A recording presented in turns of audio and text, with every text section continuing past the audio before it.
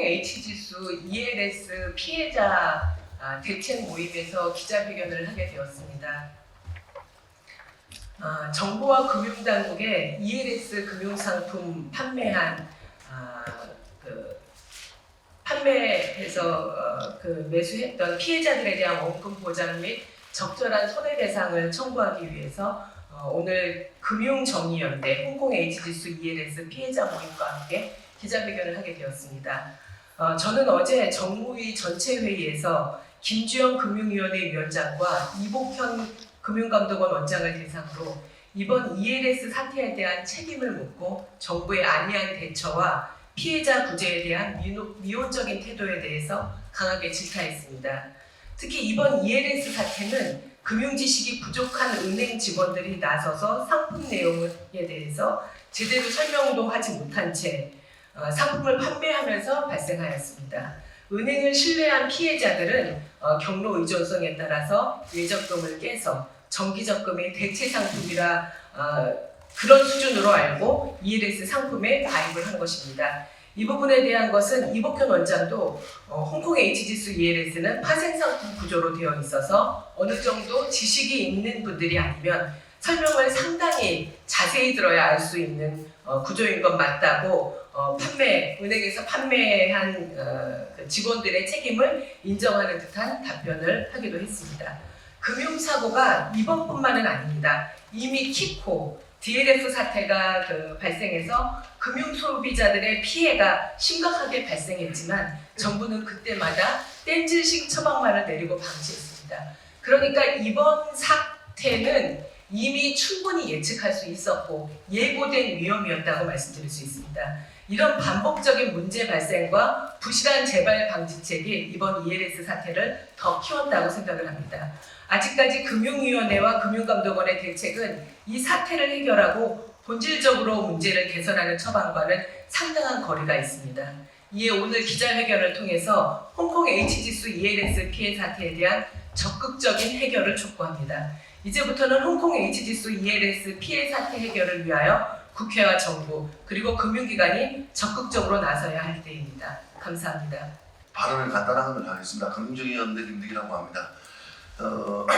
피해자들도 호소하고 있습니다. 이 사건을 언론에서는 불안전 판매로 다루고 있는데 불안전 판매가 아니라 은행을 이용했던 사기 피해를 입은 피해 사건이다라고 피해자들은 호소하고 있습니다. 우리 양정석 의원님 같은 경우에는 사기적 부정 판매로 규정하고 있고 저희들 같은 경우에는 금융소비자보호법에 나오는 위법계약 해지권에 해당되기 때문에 위법계약이라고 위법 판매라고 보고 있습니다. 그래서 이 용어 자체가 불안전 판매 자체가 판매사의 편향적인 개념 아니냐라는 논쟁을 먼저 말씀드리면서 제발 기사에 인용하실 때 투자자라고 쓰지 마시고 피해자나 최소한 가입자 정도로 표현해 주시길 호소드리면서 저희들은 이 문제에 대해서는 2019년도 사모펀드 판매를 중지하면서 ELS를 허용하면서 소비자 보호 강화를 시키고 금융감독의 상시 감독을 하겠다고 했는데 이 모든 게 이루어지지 않았기 때문에 일어났던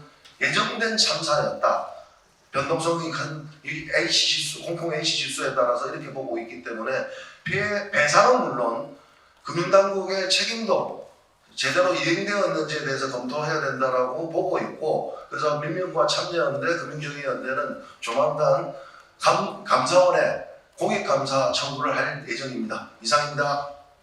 존경하는 국회의원, 금융당국 및 국민 여러분, 우리는 이번 은행권의 불법적이고 무책임한 ELS 상품의 불안전 판매로 인해 평생 핏땀을 모은 자금을 잃을 처지에 놓여 있습니다.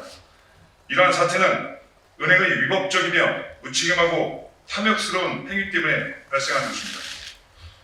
이에 저희 피해자 일동은 이번 사태가 발생하는 과정에 은행이 무엇을 잘못했는지를 널리 알리고 그로 인한 피해를 배상받기 위해 이번 기자회견을 하게 되었습니다.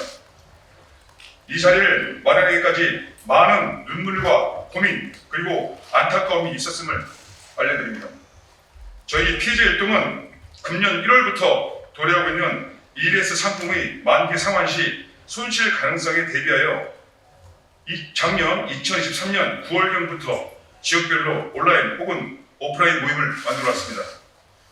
이런 모임이 결성될 수 있었던 이유는 안전과 신뢰를 기반으로 하는 은행에서 판매한 상품이 그 큰 손실을 초래할 것이라는 너무나도 황망한 상황을 맞이했기 때문입니다. 저희 피해자들은 반복적으로 모임을 진행하며 ELS 상품에 대해 학습하고 관련 법들을 탐구하는 세미나를 개최하여 어디서부터 무엇이 잘못되었는지를 검토하였습니다. 상품에 대해 학습하고 검토하는 과정에서 법률 전문가 및 금융 전문가를 초빙하여 심도 있는 토론과 학습을 이어갔습니다. 그 결과 상품에 대해 아무것도 몰랐던 무지했던 저희 모두는 이제 은행법, 금융위원회 설치 등에 관한 법률, 금융소비자보호법, 자본시장과 금융투자업에 관한 법률, 금융위원회 지침 등 관련 법에 대해 상당한 수준의 지식을 갖추게 되었으며 ELS 상품의 특징과 위험성도 숙지하게 되었습니다.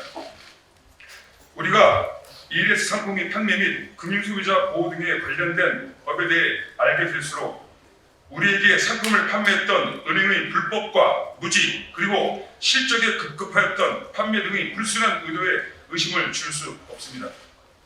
이에 우리는 금융소비자로서 금융소비자보호법에 따라 보호받아야 할 권리를 ELS 판매 금융회사가 심각하게 침해했음을 지적하지 않을 수 없습니다. 그래서 우리는 금융소비자로서 권리를 되찾고 불법적인 방법으로 홍콩 H지수 ELS를 판매한 금융회사로부터 원금의 보장은 물론이고 손실에 대한 적절한 배상을 받고자 이 자리에 선 것입니다. 지금부터 은행이 ELS 상품 판매 과정에서 무엇을 잘못했는지 어떤 위법상을 저질렀는지 관련 법에 의거 설명드리겠습니다. 첫째, 은행법 1조는 은행은 예금자 보호와 신용질서를 유지하여야 함을 명기하고 있으며 은행을 이용하는 사람들은 예금자로 정의하고 있습니다. ELS 상품은 초고위험 투자상품, 파생상품입니다.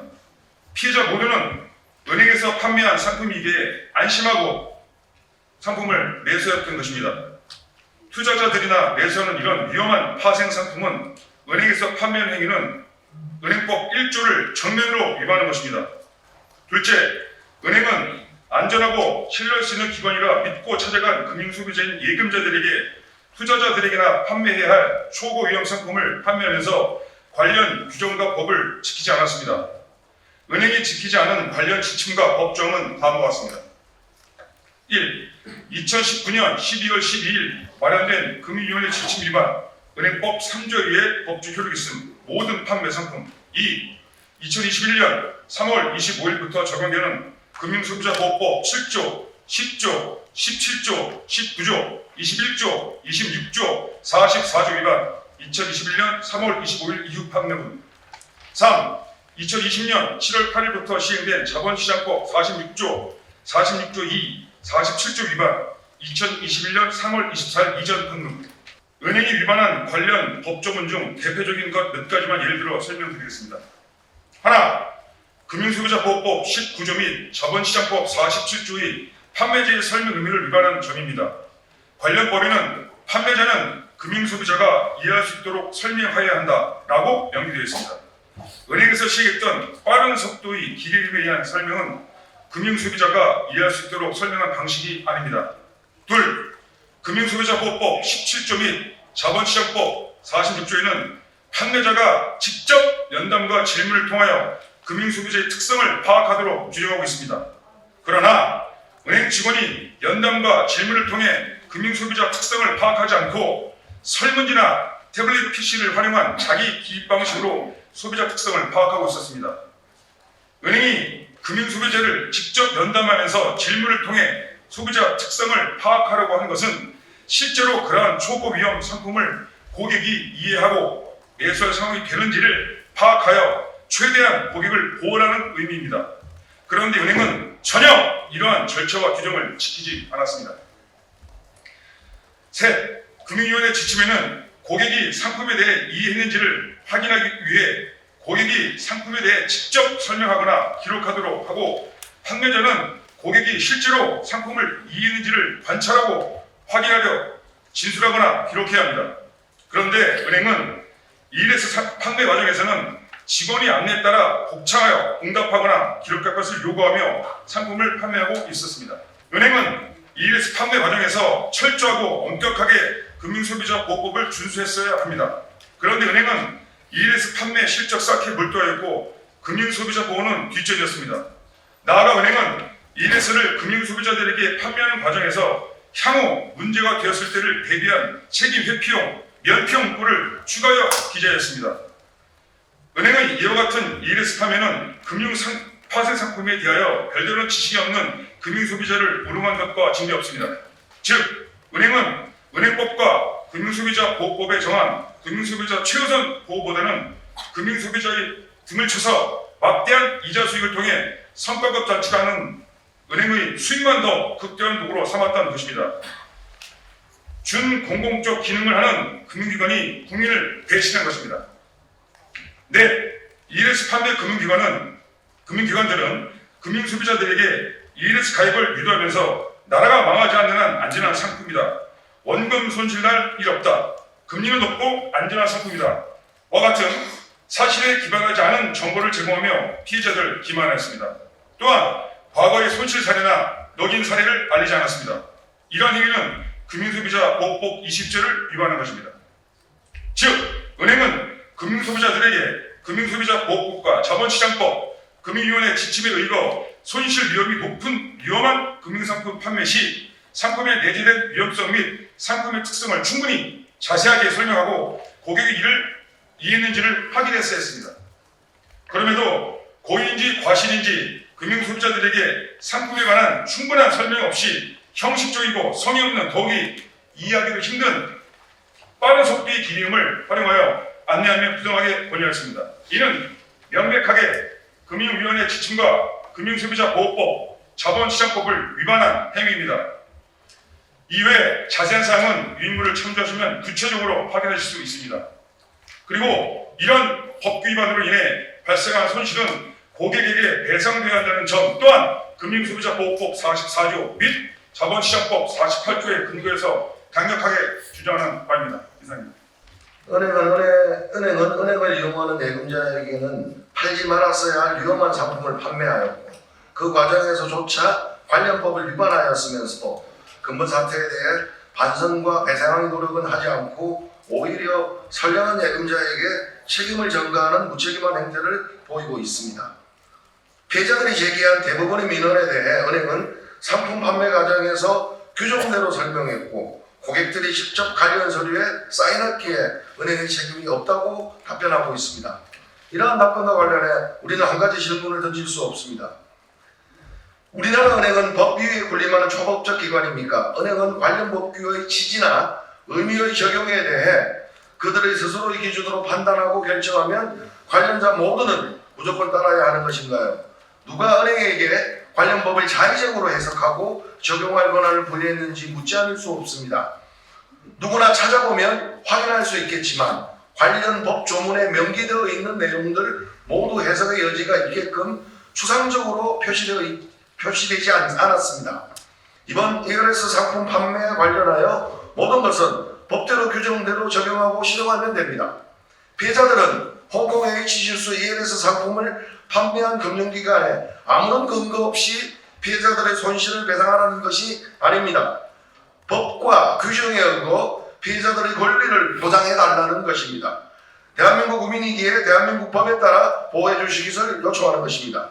금융기관이 홍콩 H지수 ELS 상품을 피해자들에게 판매할 당시 은행법, 금융소비자보호법 등 금융소비자보호 법령을 지키지 않아서 발생한 손해에 대한 책임을 지고 이에 합당한 배상을 해달라는 것입니다. 다시 한번 정부와 금융당국에 촉구합니다.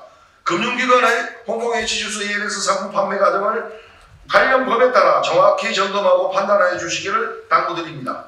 그리고 관련 법에 따른 배상 절차를 신속히 진행해 주시기를 요청합니다. 피해자들의 이와 같은 촉구와 요청은 대한민국 국민으로서 당연한 권리입니다. 오늘은 피해자들이 피비친 절규를 본 의원이 곳곳에서 외치지만 정부와 금융당국, 홍콩 H지수 ELS 상품을 판매한 금융기관이 신속하게 응답하지 않으면 국회 차원에서 국민의 대기관인 국회의원 모두가 들불처럼 일어나 그 책임을 묻고 대책을 마련할 것입니다. 홍콩 H지수 ELS 손실 사태는 금융기관 본연의 업무인 금융소비자 보호는 외면한 것이 명백하므로 정부와 금융정책당국에서는 이러한 사태를 초래한 금융권에 대해 불안전 판매에 대한 책임을 묻고 관리 감독을 강화하여 다시는 동일 사례가 발생하지 않도록 강력하게 조치하여 달라고 요청합니다. 2024년 1월 30일 국회의원 양정수, 금융위원회 김득희, 홍콩 ALS 판매 피해자 모임 위원장 길성주 이상입니다. 감사합니다.